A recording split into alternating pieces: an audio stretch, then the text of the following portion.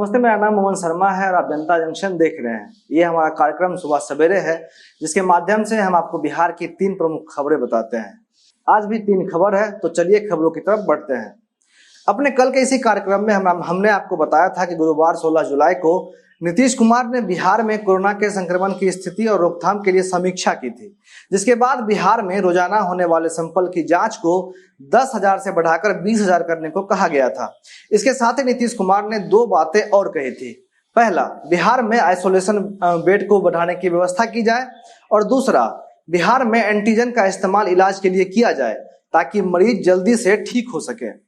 अगर आप एंटीजन के बारे में नहीं जानते तो एंटीजन का इस्तेमाल शरीर के इम्यून सिस्टम को, यानी शरीर की रोगों से लड़ने की क्षमता को बढ़ाने के लिए किया जाता है, जिसकी वजह से शरीर पर अनचाहे रोगों का प्रभाव कम पड़ता है और आप जल्दी ठीक हो जाते हैं।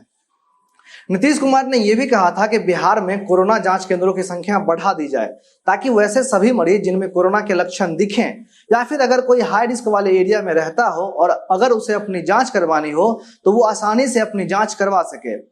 अब ये तो था कि अब तक क्या दिशा निर्देश दिया गया है, अब इस पर क्या एक्शन लिया गया है, ये जानिए।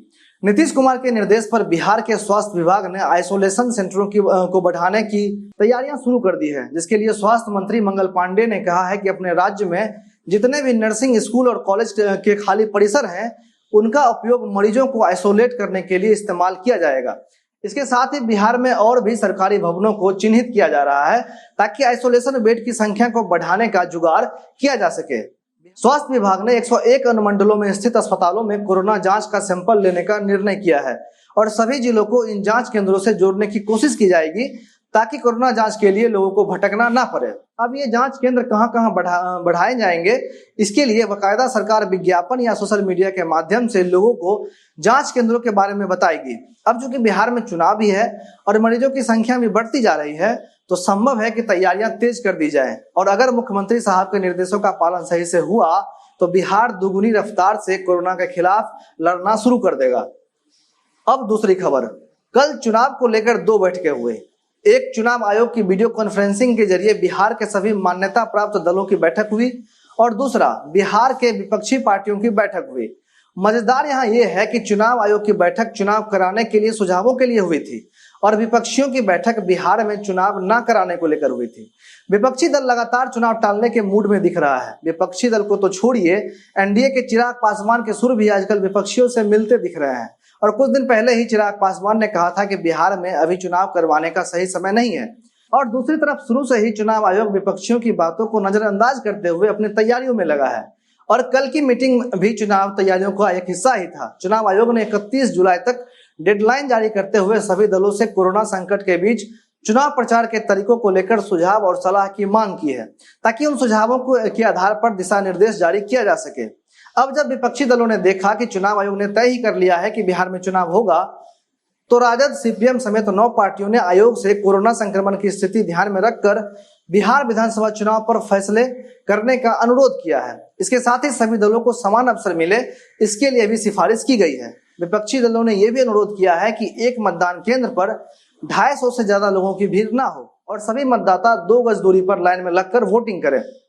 अब तीसरी खबर, इस बार आईआईटी में एडमिशन लेने के इच्छुक वैसे सभी छात्र जिन्होंने मेंस क्लियर कर लिया है, उनके लिए राहत की खबर है और कई छात्रों के लिए यह खबर वरदान भी साबित होगा। ऐसा क्यों है, ये बताते हैं। इस बार जितने भी छात्र जेईई एडवांस पास करते हैं वो सीधे आईआईटी कॉलेज में दाखिला लेने के लिए योग्य हो जाएंगे, क्योंकि इस बार 12वीं कक्षा में 75% अंक लाना जरूरी नहीं होगा या फिर टॉप 20 परसेंटाइल रैंक की बाध्यता भी नहीं होगी। इसकी जानकारी मानव संसाधन विकास मंत्री रमेश पोखरियाल निशंक ने दी है। रमेश पोखरियाल निशंक ने कल ट्वीट करते हुए लिखा है कि चूंकि कुछ बोर्ड ने आंशिक रूप से इस बार की परीक्षाएं निरस्त कर दी है, इसलिए ज्वाइंट एडमिशन बोर्ड ने जेईई एडवांस पास छात्रों के लिए छूट देने का निर्णय किया है। वैसे सभी छात्र जिन्होंने 12वीं पास कर लिया है वो सीधे तौर पर आईआईटी में एडमिशन ले सकेंगे।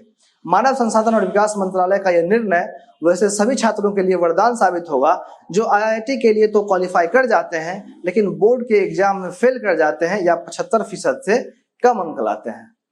तो ये था हमारा आज का कार्यक्रम, आपको कैसा लगा जरूर बताइएगा।